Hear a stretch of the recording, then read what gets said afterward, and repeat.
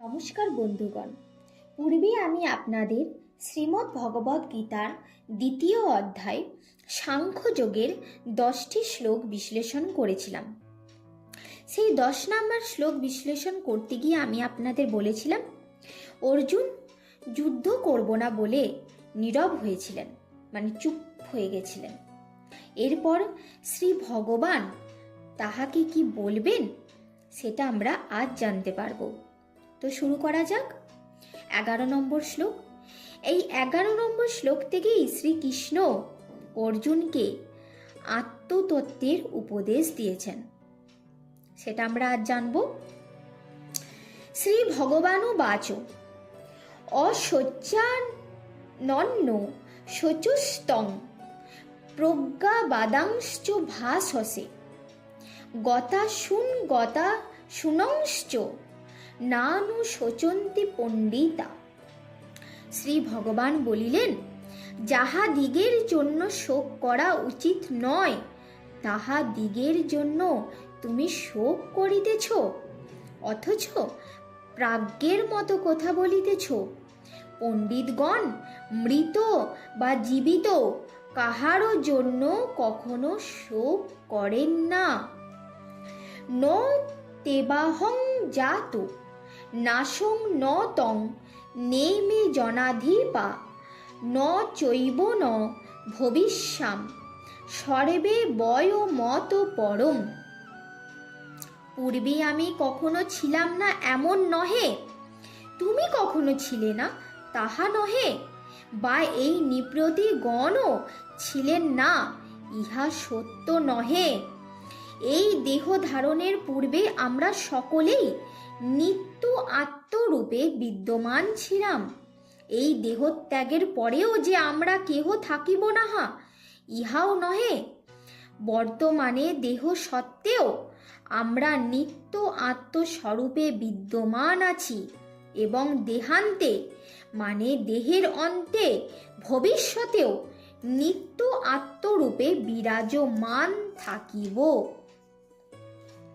দেহি নহস্মিন যথা দেহে কৌমারং যৌবনং জরা তথা দেহান্তর প্রাপ্তি ধীরস্তত্র ন মুহ্যতি।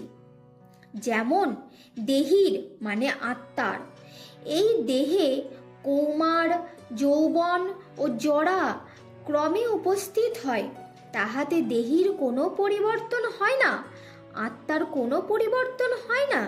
সেইরূপ দেহান্তর প্রাপ্তিতে মানে মৃত্যুতে দেহি অবিকৃত থাকে।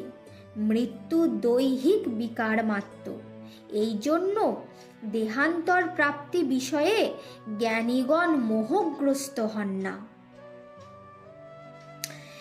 মাত্রা স্পর্শাস্তু কৌন্তেয় শীতোষ্ণ সুখ দুঃখদা আগম মা অপায়ীনো হো নিত্যাস্তাং স্থিতি খস্যু ভারত। হে কৌন্তেয়, ইন্দ্রের সহিত বিষয়ের সংযোগ হেতু শীত উষ্ণ সুখ ও দুঃখাদি দ্বন্দ্ব অনুভূত হয়, কিন্তু এই সকল দ্বন্দ্ব উৎপত্তি বিনাশশীল, অতএব অনিত্য।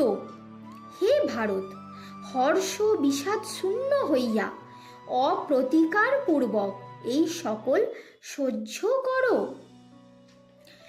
জং হীন ব্যথয়ন্তে পুরুষং পুরুষর্ষভ সম দুঃখ সুখং ধীরং সোহ মৃতত্বায় কল্পতে। কারণ হে পুরুষ শ্রেষ্ঠ, সুখে দুঃখে অবচলিত যে জ্ঞানী ব্যক্তিকে শীতোষ্ণাদি দ্বন্দ্ব বিচলিত করতে পারে না, অর্থাৎ আত্মার নিত্যত্ব জ্ঞান হইতে বিচ্যুত করতে পারে না, তিনি অমৃত লাভের প্রকৃত অধিকারী। এখানে শ্রীকৃষ্ণ বলছেন দেহের মৃত্যু হয়, আত্মার কোনো মৃত্যু নেই। আত্মা আগেও ছিল, এখনো আছে, পরেও থাকবে।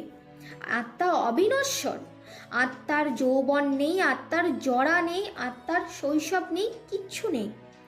তাই তুমি যে আগে ছিলে না তা নয়, তুমিও আগে ছিলে, আমিও আগে ছিলাম, ভবিষ্যতেও থাকবো।